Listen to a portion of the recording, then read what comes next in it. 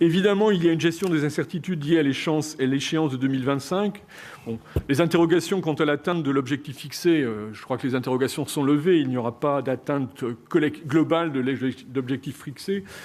Vous avez vu les travaux récents de la DUHUP ou de la commission Repentin. Environ 600 communes ne devraient pas atteindre l'objectif. Et donc, il nous paraît bien sûr nécessaire que ça soit adapté pour maintenir l'ambition nationale. Et évidemment, par rapport à cette incertitude, puisque cette incertitude, elle en a 4 ans, elle est déjà connue, il y a une réponse délicate pour les services déconcentrés de l'État. C'est ce qui a parfois amené certains acteurs concernés à les accuser de laxisme.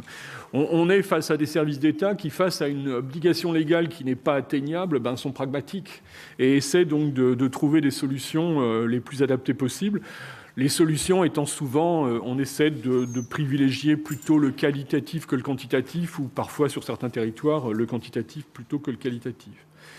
Avec toutes les questions, bien sûr, des problèmes de suivi des PLH, sachant qu'ils ne peuvent ne pas intégrer les objectifs du PLU, de la loi SRU. Vous voyez dans le diagramme suivant donc, les projections du nombre de communes. Quand on est sur un taux à 20%, vous voyez qu'on aurait quand même... Alors, le taux à 20% n'étant vraiment pas le taux national, on aurait quand même plus de 100 communes qui ne l'atteindraient pas du tout. Quand on est sur le taux de 25%, vous voyez qu'on est à presque 600 communes, avec une incertitude pour un grand nombre.